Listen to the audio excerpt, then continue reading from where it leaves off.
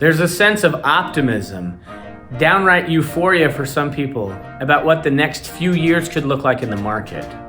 The question is that if you're on the sideline, is now the time to get in the game? Here are my thoughts on this edition of the Video Market Update.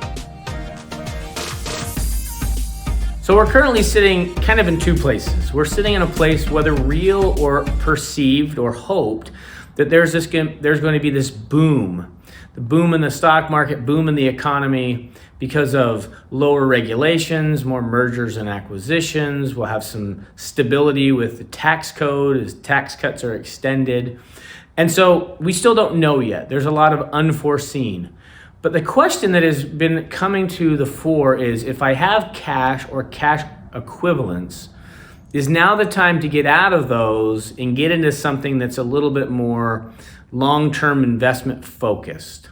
Now, if you're a believer, if you're a big-time bull and you think the market's going to run, then the obvious choice would say, well, maybe I should get out of cash and go into something that's more growth focused, like stocks or mutual funds or exchange traded funds or whatever the case would be.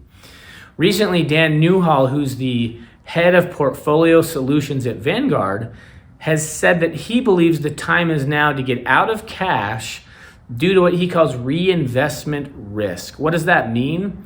That means that because interest rates have been cut, and you can see this chart here showing the cuts over time, over the last few decades of the federal funds rate, as interest rates get cut, fixed income and bonds go up. So his argument isn't an argument of political euphoria or excitement with what's going to come. That's more of a feeling. His is more data-driven, which is when interest rates are cut by the Federal Reserve, fixed income and bonds do the opposite. So rates go down, bonds go up, yields go up. And he looks at that, and many people think, well, if the Federal Reserve has cut interest rates 50 basis points and then 25 basis points with maybe another cut, maybe now is the time to get out of that high yield account, because those high yield accounts aren't going to remain high yield for very long.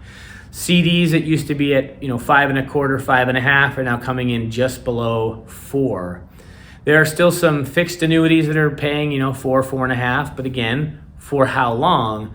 So his argument is because of interest rate cuts, now's the time to get into fixed income or bonds because they're set to rise.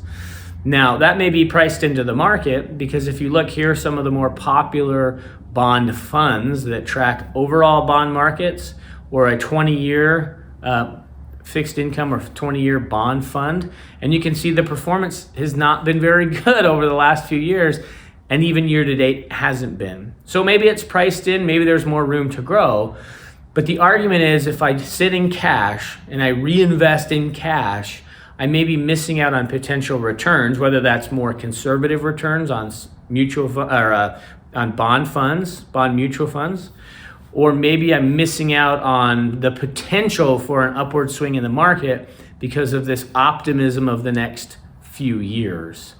What I would look at and say is, do not take a one-size-fits-all approach and a one-size-fits-all solution or recommendation. Oh, everyone should get in the market.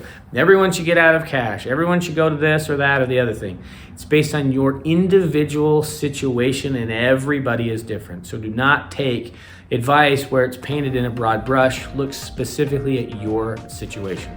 If you have questions on your portfolio, if you have questions on what's going on in the market, where you should be, questions on stocks, questions on bonds, let me know. If you have questions on anything else you're hearing in the news, let me know. But if not, as always, I hope you make it a great week.